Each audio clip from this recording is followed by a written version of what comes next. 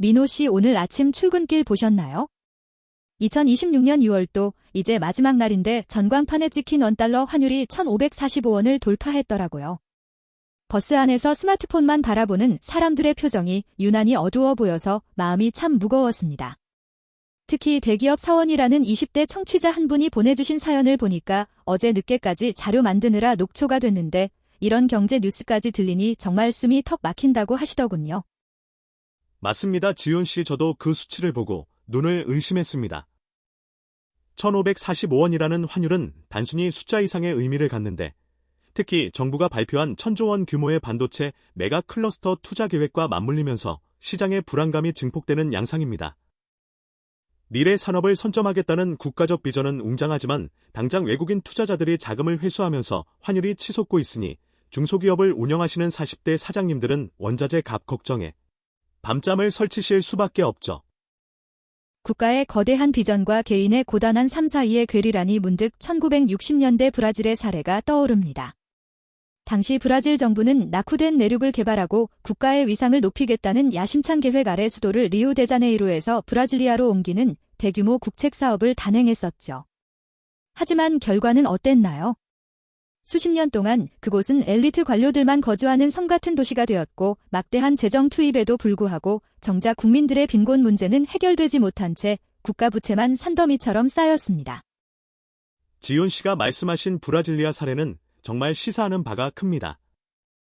사실 일각에서는 당시 경제학자가 이 정책을 비판했다고 전해지기도 하지만 알고 보면 앙그라 두 히스 같은 명칭은 경제학자 이름이 아니라 브라질의 원자력 발전소가 있는 지명일 정도로 이 논의에는 오해와 진실이 뒤섞여 있죠.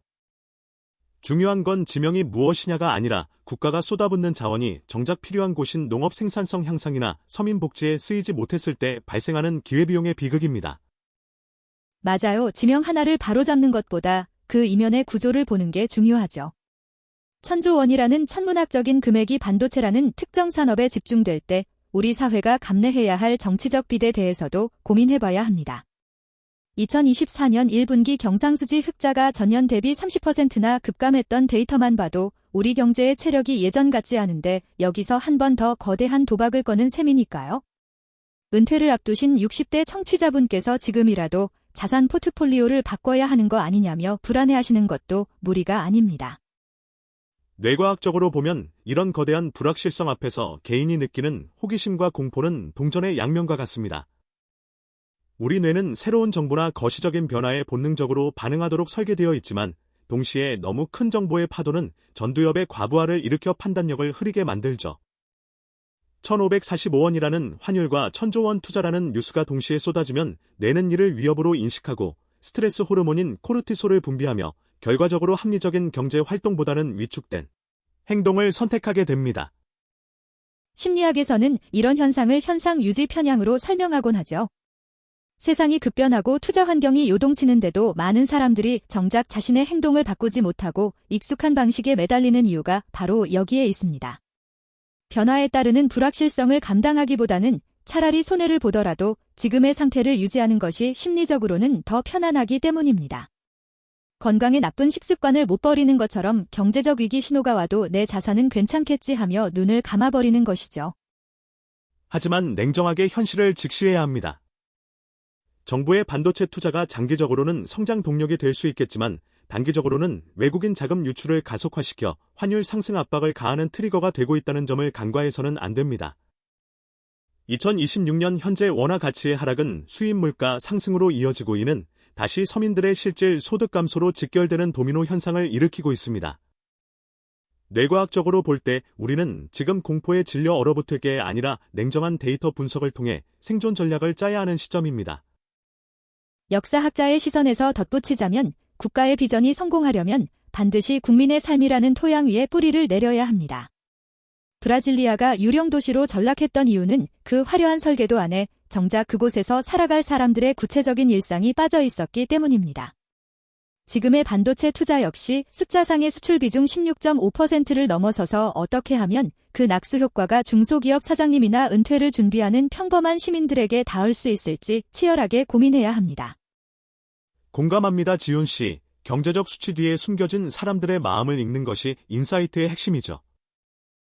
45세 사장님이 느끼는 지끈거리는 두통이나 28세 사원의 무기력함은 단순한 개인의 감정이 아니라 우리 경제 시스템이 보내는 경고 신호일지도 모릅니다. 현상 유지 편향에 빠져 아무것도 하지 않는 것과 공포의 진료 투매에 동참하는 것 사이에서 우리는 중용의 길을 찾아야 합니다. 결국 가장 확실한 투자는 외부의 거대 담론에 휩쓸리지 않는 나만의 중심을 잡는 일이니까요. 오늘 우리가 나눈 이야기가 청취자 여러분께 작은 이정표가 되었으면 좋겠습니다. 환율 1,545원이라는 숫자에 압도되기보다는 그 흐름 속에서 내가 지켜야 할 가치가 무엇인지 다시 한번 점검해보는 시간이 되길 바랍니다. 역사는 늘 거대한 계획보다 그 계획을 견뎌내고 살아남은 평범한 사람들의 의지에 의해 새로 써져 왔다는 사실을 잊지 마세요. 막대한 예산이 투입되는 화려한 도시보다 오늘 하루를 성실히 살아내는 여러분의 일터가 더 소중한 법입니다. 맞습니다. 뇌는 훈련을 통해 변화에 적응할 수 있는 유연성을 가지고 있습니다. 지금의 불안을 성장의 동력으로 삼아 더 깊이 공부하고 준비한다면 이 거친 환율의 파도도 결국은 지나갈 것입니다. 오늘 아침 지끈거리는 머리를 부여잡고 계신 사장님도 그리고 미래가 불안한 사회초년생 여러분도 모두 힘내시길 바랍니다. 결국 경제의 본질은 숫자가 아니라 사람의 선택에 달려 있으니까요. 오늘의 정픽 여기서 마무리하겠습니다. 국가의 비전이 나의 내일을 보장해주지 않을 때 우리가 믿어야 할 것은 결국 스스로의 통찰력뿐입니다. 다음 시간에는 이 거대한 자본의 흐름이 우리 일상의 심리에 어떤 구체적인 변화를 일으키는지 뇌과학과 역사의 관점에서 더 깊이 파헤쳐 보겠습니다. 함께 해주신 여러분 진심으로 감사합니다. 거창한 미래의 약속보다 오늘 당신이 내딛는 작은 한 걸음이 더 위대한 변화의 시작입니다.